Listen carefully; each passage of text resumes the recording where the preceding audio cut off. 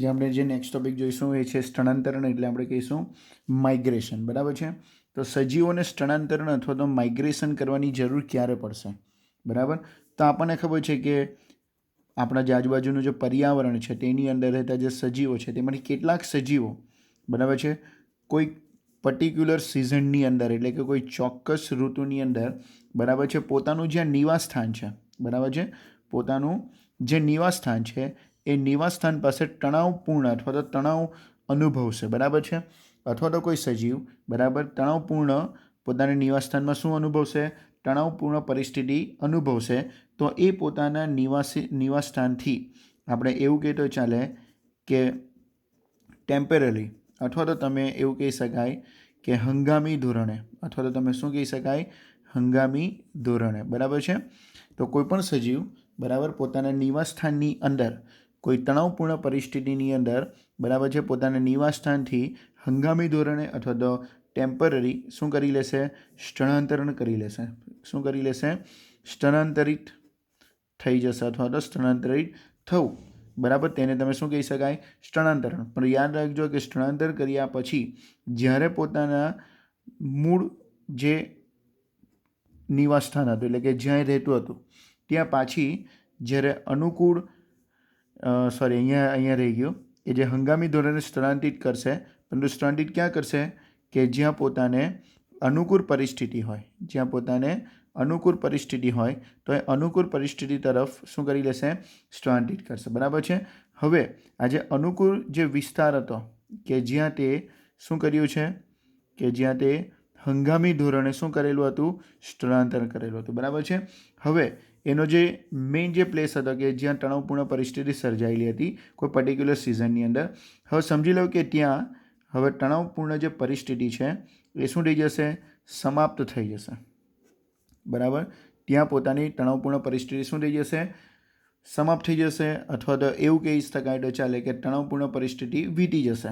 બરાબર. તો જેવી તણાવપૂર્ણ પરિસ્થિતિ વીતી જાય તો તરત જ એ પ્રાણીઓ તે સ્થળે, આપણે એવું કહેતો ચાલે કે પાછા આવી જશે. તે સ્થળે પાછા આવી જાય. બરાબર. તો તેને શું કહેવાશે? માઇગ્રેશન કહેવાશે. તેને આપણે શું કહીશું? માઇગ્રેશન. તો માઇગ્રેશનનો કોન્સેપ્ટ ક્લિયર થઈ ગયો કે માઇગ્રેશન એટલે શું? કે કોઈ સજીવ, બરાબર, પોતાનું જે નિવાસ સ્થાન છે એ નિવાસ સ્થાનની અંદર શું અનુભવે છે?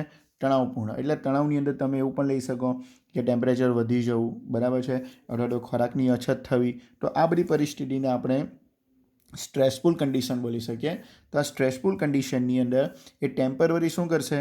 એ સ્થળેથી કોઈ એવા સ્થળે ચાલ્યું જશે કે જ્યાં એના માટે ફેવરેબલ કન્ડિશન હોય, એટલે કે અનુકૂળ પરિસ્થિતિ હોય. હવે આજે તણાવપૂર્ણ જે પરિસ્થિતિ સર્જાયેલી છે, બરાબર, તે પર્ટિક્યુલર સિઝન પછી સમજી લો કે સમાપ્ત થઈ જશે. પર્ટિક્યુલર સિઝન પછી શું થઈ જશે? જો સમાપ્ત થઈ જાય તો એ પાછું પોતાના સ્થળે, એટલે કે જ્યાંથી માઇગ્રેટ થયેલા છે ત્યાં શું થઈ જશે? પહોંચી જાય. તો એને આપણે શું કહીશું? સ્થળાંતર થયેલું કહેવાશે. બરાબર છે. આપણી પાસે એના ઘણા બધા એક્ઝામ્પલ છે. એમાંથી આપણે એને એક બે એક્ઝામ્પલ જોઈએ તો, બરાબર, જસ્ટ એક્ઝામ્પલ આપણે મનુષ્યનું જ લઈએ. સમજી લો કે કોઈ મનુષ્ય, આપણે એવું કહેતો ચાલે કે દિલ્હીમાં રહે છે. બરાબર છે. સમજો કે કોઈ મનુષ્ય દિલ્હીમાં રહે છે અને એ દિલ્હીમાં રહે છે, પણ સમજો કે જેવું સમર આવે છે એટલે ટેમ્પરેચર કેવું થઈ જશે? ખૂબ જ ગરમ થઈ જશે. એટલે ટેમ્પરેચર બહુ જ હોટ હશે, ગરમ હશે. તો આવી કન્ડિશનમાં જે મનુષ્ય છે, બરાબર છે, બરાબર, તે શું કરશે? દિલ્હીથી આપણે એવું કહેતો ચાલે કે શિમલા સ્થળાંતરિત કરશે. બરાબર. દિલ્હીથી શિમલા સ્થળાંતરિત કરશે. શાના માટે? બિકોઝ ઓફ કે ત્યાં એનું વેધર કેવું છે? એના માટે ફેવરેબલ છે. સમજ પડી ગયું? તો તેવી જ રીતે, બરાબર છે, કેટલાક પક્ષીઓ, બરાબર છે, પક્ષીઓ શું કરે? શિયાળામાં લાંબા અંતરનો પ્રવાસ કરીને કોઈ અનુકૂલિત વિસ્તાર તરફ સ્થળાંતરિત કરશે. પણ ક્યારે પક્ષીઓ એક જગ્યાએ બીજી જગ્યાએ સ્થળાંતરિત કરે? તો યાદ રાખવાનું કે આપણી પાસે કેટલાક એવા બી રિજિયન છે, સાઇબેરિયા, બરાબર. એમ કહેતો ચાલે કે સાઇબેરિયા એટલે આપણે કહી શકાય કે સાઇબેરિયા અને અન્ય ઠંડા પ્રદેશો, બરાબર, કે જ્યાં શિયાળામાં ટેમ્પરેચર આપણે કેવું તો ચાલે કે માઇનસમાં હશે. બરાબર છે. તો તે ઉત્તરીય વિસ્તારોમાંથી, એટલે કે સાઇબેરિયા અને અન્ય ઠંડા જે વિસ્તારો છે તે આપણે એવું કહેતો ચાલે કે જે ઉત્તરીય વિસ્તારો છે, તો આવા ઉત્તરીય વિસ્તારોમાંથી હજારો પ્રવાસી પક્ષીઓ માઇગ્રેટ કરશે અને પોતાના અનુકૂલિત સ્થાને પહોંચે. જસ્ટ એક્ઝામ્પલ, એવા અનુકૂલિત સ્થાનો છે જો આપણે વાત કરીએ રાજસ્થાન. તો રાજસ્થાનની અંદર આવેલું કેવલાદેવ રાષ્ટ્રીય ઉદ્યાન કે જે ભરતપુરમાં છે, આ આપણો એક MCQ છે, યાદ રાખજો કે જે ભરતપુર છે, બર્ડ સેન્ચ્યુરી, યાદ રાખજો, ભરતપુરને આપણે બર્ડ સેન્ચ્યુરી કીધેલ છે, બરાબર છે. તો ભરતપુરની અંદર આવેલું કેવલાદેવ રાષ્ટ્રીય ઉદ્યાન, બરાબર છે, કે જ્યાં આ સાઇબેરિયા અને અન્ય ઠંડા પ્રદેશોમાંથી બરાબર કેટલા પક્ષીઓ હજારો કિલોમીટરનું અંતર કાપીને, બરાબર છે, હજારો કિલોમીટરનું તો નહીં કહેવાય પણ કેટલાક કિલોમીટરનું અંતર કાપીને, બરાબર છે, કેટલાક કિલોમીટરનું અંતર કાપીને પોતાના અનુકૂલિત વિસ્તાર એટલે કે જ્યાં ઓછી ઠંડી હશે ત્યાં આવા પક્ષીઓ પહોંચશે, બરાબર છે. તો આ બધા જે એક્ઝામ્પલ હતા એ એક્ઝામ્પલ છે સ્થળાંતરણના એક્ઝામ્પલ છે, બરાબર છે. હવે આપણે એના પછીનો જે એક નેક્સ્ટ ટોપિક છે તેને આપણે ઇંગ્લિશમાં કહીશું સસ્પેન્ડેડ અને ગુજરાતીમાં કહેવાશે મુલતવી રાખવું. જે નેક્સ્ટ ટોપિક છે તે આપણે એવું કહીએ તો ચાલે કે એને ગુજરાતીમાં કહેવાશે મુલતવી રાખવું, બરાબર. ઇંગ્લિશમાં આપણે એને કહીશું સસ્પેન્ડ, બરાબર. હવે યાદ રાખજો કે આ બધા પ્રાણીઓ માટે નથી, બરાબર, પણ આપણને ખબર છે કે કેટલાક બેક્ટેરિયા, બરાબર છે, કેટલીક ફંગસ અને કેટલીક નિમ્ન કક્ષાની વનસ્પતિ, અને કેટલીક જે નિમ્ન કક્ષાની જે વનસ્પતિ બેક્ટેરિયા, ફૂગ અને જે નિમ્ન કક્ષાની જે વનસ્પતિ છે તેની જાડી દિવાલ, બરાબર, એટલે કે એની કોષ દિવાલ કેવી હશે? જાડી હશે. એટલે સોરી, એની કોષ દિવાલ નહીં પણ એના જે બીજાણુઓ જે છે, બરાબર છે, તો એ જાડી દિવાલવાળા બીજાણુઓનું સર્જન કરે. તો બેક્ટેરિયા, ફૂગ અને નિમ્ન કક્ષાની જે વનસ્પતિ છે એ જાડી દિવાલવાળા, બરાબર છે, જાડી દિવાલવાળા બીજાણુઓનું સર્જન કરે. જાડી દિવાલવાળા બીજાણુઓનું શું કરશે? સર્જન કરશે, બરાબર. એટલે તમે કહી શકાય કે થીક વોલ સ્પોર્સ, જાડી દિવાલવાળા બીજાણુ, એટલે તમે એવું કહી શકાય થીક વોલ સ્પોર્સ એટલે કે બીજાણુનું શું કરે? સર્જન કરે. હવે આપણને એવું થાય કે આ જાડી દિવાલવાળા બીજાણુનું સર્જન કરવાથી શું ફાયદો થશે? જાડી દિવાલવાળા બીજાણુનું સર્જન કરવાથી શું ફાયદો થાય? તો યાદ રાખવાનું કે આ જે જાડી દિવાલવાળા જે બીજાણુઓ જે છે એ જ્યારે ઉત્પન્ન થાય ત્યારે સમજો કે એની આજુબાજુ પ્રતિકૂળ પરિસ્થિતિ, પ્રતિકૂળ પરિસ્થિતિ એટલે આપણે એવું કહી શકાય કે એના માટે ફેવરેબલ કન્ડિશન નથી, અથવા તો એવી કઈ પરિસ્થિતિ છે કે જેમાં એ નાશ પામી શકે, બરાબર છે. તો આ પ્રતિકૂળ પરિસ્થિતિનો સામનો કરવા માટે એની દિવાલ કેવી હશે? જાડી હશે. એટલે કે આવી પ્રતિકૂળ પરિસ્થિતિની અંદર પણ આપણે એવું કહીએ તો ચાલે કે જીવંત રહેવા માટે, બરાબર, એવા બીજાણુઓને શું મળશે? મદદ મળશે. જીવંત રહેવા માટે આવા બીજાણુઓને મદદ મળશે. એટલે ક્લિયર થઈ ગયું આપણને કે જાડી કોષ દિવાલ શાના માટે હોય છે, બરાબર છે. જાડી કોષ દિવાલ હોવાનું રીઝન એ છે કે જ્યારે પ્રતિકૂળ પરિસ્થિતિ હોય, બરાબર, ત્યારે પણ એ શું રહી શકે? જીવંત રહી શકે, બરાબર. હવે જ્યારે પ્રતિકૂળ પરિસ્થિતિ હોય ત્યારે એને જીવંત રહેવામાં મદદ કરશે, બરાબર. પણ જ્યારે આપણે એવું કહીએ તો ચાલે કે જ્યારે પર્યાવરણ એટલે કે જ્યારે એને અનુકૂળ પર્યાવરણ પ્રાપ્ત થાય, જ્યારે એને અનુકૂળ પર્યાવરણ જ્યારે પ્રાપ્ત થાય ત્યારે આવા જે બીજાણુ જે છે, અનુકૂળ પર્યાવરણ પ્રાપ્ત થાય ત્યારે આવા બીજાણુઓમાંથી, બરાબર, શું થશે? એનું અંકુરિત થઈ જાય. એટલે કે આવા બીજાણુઓમાંથી એ શું પામશે? અંકુરણ પામી જશે. એટલે જ્યારે એના માટે ફેવરેબલ કન્ડિશન હોય ત્યારે અંકુરણ પામશે, પણ જ્યારે અનફેવરેબલ કન્ડિશન હોય, પ્રતિકૂળ પરિસ્થિતિ હોય, ત્યારે એને આ જે જાડી દિવાલ છે તે એને શું કરશે? જીવંત રહેવા માટે મદદરૂપ થશે, બરાબર છે. હવે જો આગળ જઈએ તો કેટલીક ઉચ્ચ કક્ષાની વનસ્પતિઓ, બરાબર છે, કેટલાક બીજ અને, બરાબર, ઉચ્ચ કક્ષાની વનસ્પતિ, બીજ અને બીજના જે વાનસ્પતિક સંરચનાઓ છે, બરાબર છે, જે ઉચ્ચ કક્ષાની વનસ્પતિ છે તો તે ઉચ્ચ કક્ષાની વનસ્પતિના જે બીજ છે, ઉચ્ચ કક્ષાની વનસ્પતિના જે બીજ છે, તો આ બીજની આપણે એવું કહીએ ચાલે કે વાનસ્પતિક પ્રજનન માટે એની સંરચનાઓ એટલે કે ઉચ્ચ કક્ષાની વનસ્પતિના જે બીજ છે એ બીજની કેટલીક વિશિષ્ટ પ્રકારની એવી રચના હોય કે જેને વનસ્પતિ પ્રજનન માટે શું કરશે? મદદરૂપ થશે. તો એવી કઈ રચનાઓ? તો પહેલું, એની રચના એવી હોય કે જેનાથી એને વિકિરણમાં મદદ થાય. વિકિરણ એટલે કે એનું પર્યાવરણની અંદર ફેલાવું, આજુબાજુ એનું શું થવું? સ્પ્રેડ થવું. એટલે એવું વિચારીએ કે જો બીજ શુષ્ક હોય અને નાનું હોય, વજનમાં હલકું હોય, તો એ આજુબાજુ શું થઈ જશે? હવાથી આરામથી ફેલાઈ જશે. એટલે આ પોઈન્ટ આવી રીતે લેવાનો કે વિકિરણમાં મદદ કરશે. બીજું, આપણે હમણાં જ કીધું કે એની કોષ દિવાલ જાડી હોય તો શું થાય? કે તણાવનો જે સમય છે તો તણાવનો સમય એટલે કે અનફેવરેબલ જ્યારે કન્ડિશન હોય તો તેમાંથી એ શું થઈ શકે, પાસ થઈ શકે, બરાબર. એટલે કે ત્યારે એ નાશ પામતા નથી, પણ ત્યારે તણાવયુક્ત પરિસ્થિતિમાંથી પણ પાસ થઈ શકે, બરાબર. તો યાદ રાખવાનું કે જે ઉચ્ચ કક્ષાની વનસ્પતિ છે તેમાં બીજને રિલેટેડ વાનસ્પતિક પ્રજનનને રિલેટેડ એની અંદર સંરચનાની અંદર એવી સંરચના હોય કે એને વિકિરણમાં મદદ થાય, એટલે કે સ્પ્રેડ થવામાં મદદ કરશે, અને તણાવનો સમય શું કરશે, પસાર થવામાં પણ મદદ કરશે. એટલે કે એની કોષ દિવાલ કેવી હશે, આપણે એવું કહેતો ચાલે કે એની દિવાલ કેવી હશે, બીજાની દિવાલ જાડી હશે. હવે જો આપણે વાત કરીએ કે અનુકૂળ તાપમાન, બરાબર, અને જો ભેજયુક્ત પરિસ્થિતિ, બરાબર, પરિસ્થિતિ હોય ત્યારે જે બીજ છે તો તે બીજમાંથી શું બનશે, નવા છોડ સ્વરૂપે અંકુરિત થશે. બીજમાંથી નવા છોડ સ્વરૂપે અંકુરિત થશે.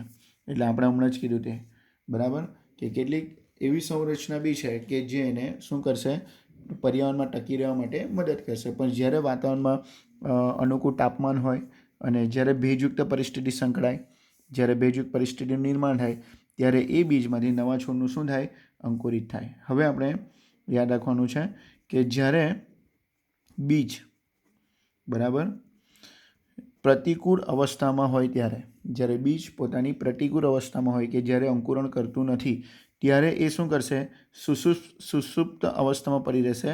એટલે કે ડોર્મેન્સી અવસ્થામાં પડી રહેશે. સુષુપ્ત અવસ્થા એટલે કઈ, ડોર્મેન્સી અવસ્થામાં પડી રહેશે. ત્યારે એ જીવંત રહેશે, પરંતુ યાદ રાખજો ત્યારે એ બીજ જીવંત જ છે, આપણને આગળ આવી ગયું છે, બીજ કેવું રહેશે, જીવંત જ રહેશે, પણ પોતાની ચયાપચયિક જે ક્રિયાઓ છે, પોતાની જે ચયાપચયિક જે ક્રિયા છે એ ચયાપચયિક ક્રિયાને શું કરી દેશે, ઘટાડી દેશે, બરાબર. પોતાની અંદર ચાલતી જે ચયાપચયિક ક્રિયાઓ છે, ચયાપચયિક ક્રિયાનો દર, આપણે એવું બોલીએ તો ચાલે, ચયાપચયિક ક્રિયાનો દરને શું કરી દે, ઘટાડી દેશે, બરાબર છે. એટલે યાદ રાખજો કે બીજ, બરાબર, એ સુષુપ્ત અવસ્થામાં પણ કેવું રહે, જીવંત જ હશે. યાદ રાખજો, બીજ એ સુષુપ્ત અવસ્થામાં પણ શું રહેશે, જીવંત જ રહેશે, પણ એ પોતાની ચયાપચયનો જે દર છે એને શું કરી દેશે, ઘટાડી દેશે, બરાબર છે. હવે જો આપણે પ્રાણીઓની વાત કરીએ તો પ્રાણીઓ, બરાબર છે, પ્રતિકૂળ પરિસ્થિતિની અંદર પલાયન કરે. પલાયન એટલે આપણે સાદી ભાષામાં એવું કહીએ તો ચાલે કે પોતાનું શું કરશે, સ્થળ બદલવું, એવું કહી તો ચાલે. પલાયન એટલે શું કહેવાય, પોતાનું સ્થળ બદલશે. અને સ્થળ બદલવાનું કારણ એ છે કે જે ત્યાં ઉત્પન્ન થયેલો, તે પરિસ્થિતિમાં જે ઉત્પન્ન થયેલો તણાવ છે એ તણાવને ટાળી દેશે. ટાળી એટલે કે તેનાથી એ દૂર ભાગી જશે, બરાબર છે. એ તણાવને એમ કહેતો ચાલે કે તણાવમાંથી એવી પરિસ્થિતિમાં જશે કે ત્યાં એ અનુકૂલિત પરિસ્થિતિમાં જઈને પોતાનું નિવાસસ્થાન બદલશે, બરાબર છે. હવે જો આપણે જસ્ટ એક્ઝામ્પલ જોઈએ, એક્ઝામ્પલ આપણે થોડા યાદ રાખવાના રહેશે, કદાચ આપણે MCQ લેવલે પૂછી શકાય. જો આપણને ખબર છે શિયાળાની અંદર જે રીંછ છે, બરાબર, શિયાળાની અંદર રીંછ ક્યાં તો તે શીત નિંદ્રામાં જતું રહેશે. શીત નિંદ્રા એટલે કોઈક એવી જગ્યા પર જઈને શું કરી જશે, રહેશે, બરાબર, કે એ શું કરશે, ઉનાળા દરમિયાન ખોરાકનો વિપુલ માત્રામાં જથ્થો ખાઈ લેશે અને શિયાળામાં કોઈ એવી જગ્યા પર જઈને શું કરી રહેશે, પ્રોટેક્ટ થઈને પડી રહેશે, બરાબર છે. એ પોતાનું અસ્તિત્વ ટકાવી રાખવા માટે, એટલે કે શીત નિંદ્રામાં જતા રહેશે, અથવા તો એ શું કરશે, ત્યાંથી જતું રહેશે, અથવા તો ત્યાંથી ભાગી જશે, એટલે તો ત્યાંથી તે આપણે એવું કહેતો ચાલે કે પલાયન એટલે કે સ્થળ બદલી નાખશે, કે ત્યાંથી એ શું કરી નાખે, સ્થળ બદલી કરે. સમજ પડી ગયો. ક્યાં તો એ રીંછ છે એ શું કરશે, શીત નિંદ્રામાં જતું રહે, અથવા તો ત્યાંથી એ શું કરી લેશે, સ્થળ બદલી રહેશે, બરાબર. તેવું જ આપણી પાસે બીજું એક્ઝામ્પલ છે ગોકળગાય, બરાબર, અને કેટલીક માછલીઓ, બરાબર. ગોકળગાય અને કેટલીક જે માછલીઓ છે એ ગરમીની અંદર જ્યારે પાણી સુકાઈ જાય, એટલે કે જળ શુષ્કની પરિસ્થિતિ હોય ત્યારે, બરાબર, શું કરશે, ગ્રીષ્મ નિંદ્રામાં જતા રહેશે, એટલે જમીનની ઊંડે સુધી જતા રહેશે. જો આપણે એનું એક એક્ઝામ્પલ જોવું હોય ને કે આ માછલીનું, તો આપણે નેટ પર સર્ચ મારીશું, તો યુટ્યુબ પર સર્ચ મારીશું તો આફ્રિકન લંગ ફિશ કરજો. આફ્રિકન લંગ ફિશનું તમે સર્ચ મારશો તો તમને ખબર પડશે કે આફ્રિકાની અંદર જે કેટલાક તળાવો છે, તો એ તળાવની અંદર શું થાય કે જ્યારે ઉનાળાની અંદર પાણી સુકાઈ જાય, ઉનાળાની અંદર શું થઈ જશે, પાણી સુકાઈ જાય ત્યારે આ ફિશ શું કરશે, પોતાની આજુબાજુ એક લેયર બનાવી દેશે અને એ લેયરની અંદર એ પ્રોટેક્ટ થઈને પડી રહેશે, પણ ક્યાં, જમીનની અંદર, બરાબર છે. જમીનની અંદર પડી રહેશે અને જ્યારે પાછું આપણે એવું કહીએ તો ચાલે કે વરસાદ પડશે, પાણી ભરાશે, ત્યારે પાછું એ લેયરમાંથી બહાર આવી જશે. બરાબર. તો આવી રીતે કેટલીક ગોકળગાય અને જે માછલીઓ છે તે ગરમીના લીધે જે જળ શુષ્કન પરિસ્થિતિ હોય તો તેની સામે શું કરશે? ગ્રીષ્મ નિદ્રામાં જતી રહેશે. બરાબર છે. હવે જો આપણે એવું કહીએ તો ચાલે કે પ્રતિકૂળ પરિસ્થિતિ. બરાબર છે. પ્રતિકૂળ એટલે હવે આપણે કહેવાની જરૂર નથી. બરાબર છે. જે પ્રતિકૂળ પરિસ્થિતિમાં, બરાબર છે, પ્રતિકૂળ પરિસ્થિતિમાં જે સરોવરો જે છે અથવા તો જે તળાવો છે, તો સરોવરો અને તળાવોની અંદર આવેલા જે પ્રાણી પ્લવકો છે, એટલે કે આપણે એને કહી શકાય ઝૂ પ્લેન્કટોન. બરાબર.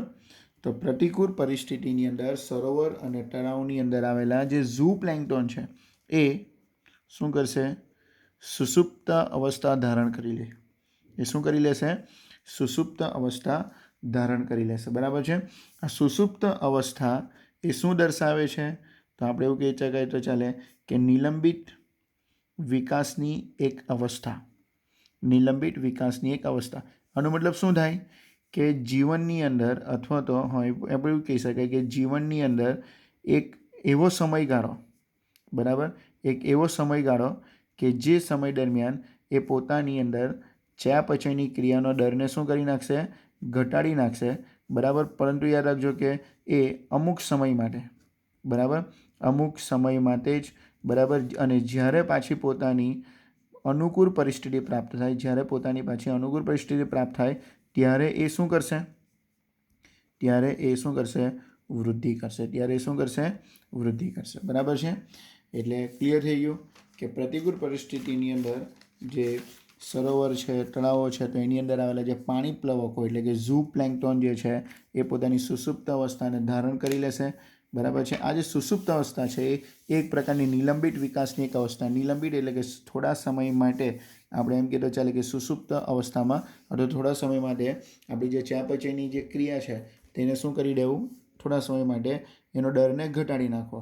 એટલે કે આવો જે સમય છે એ જીવનની અંદર અથવા તો એ લાઈફની અંદર કોઈક એવો સમય કે જ્યારે ચોક્કસ સિઝનની અંદર, બરાબર છે, આવી પરિસ્થિતિ સર્જાય તો એ સિઝનને ટાળવા માટે, એ સિઝનને પસાર કરવા માટે, બરાબર, આવા પ્રકારની અવસ્થા એટલે કે સુષુપ્ત અવસ્થા શું કરી લેશે? કેટલાક પ્રાણીઓ ધારણ કરી લેશે. બરાબર છે.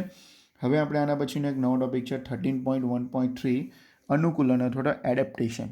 એડેપ્ટેશનનો મતલબ શું થાય?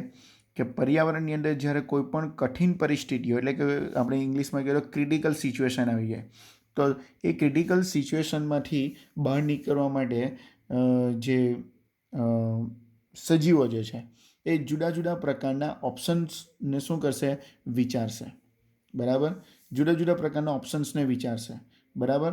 અને એ ઓપ્શન્સની વાત કરીએ તો વિકલ્પોને અપનાવવા નજર પડે. એટલે તમે ક્લિયર જસ્ટ વિચારો કે આપણી પાસે જો સમજો કે ટેમ્પરેચર બહાર ઘટી ગયું તો આપણે શું કરીશું? ક્યાં તો હીટરનો યુઝ કરીશું, ક્યાં તો આપણે ગરમ કપડાનો યુઝ કરીશું, ક્યાં તો એવું બને કે આવી સિચ્યુએશન દરમિયાન આપણે બહાર જવાનું ટાળીશું. બરાબર છે. તો એ શું થઈ ગયું કે કોઈ સજીવ પર્યાવરણની અંદર જ્યારે કોઈ ક્રિટિકલ કન્ડિશન ઉત્પન્ન થાય તો તેનાથી બચવા માટે આપણે જુદા જુદા ઓપ્શનો શું કરીશું? યુઝ કરીશું. બરાબર.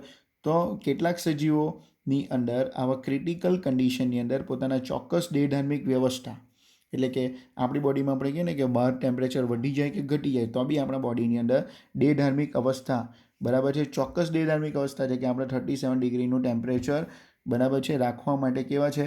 સક્ષમ છે. બરાબર છે.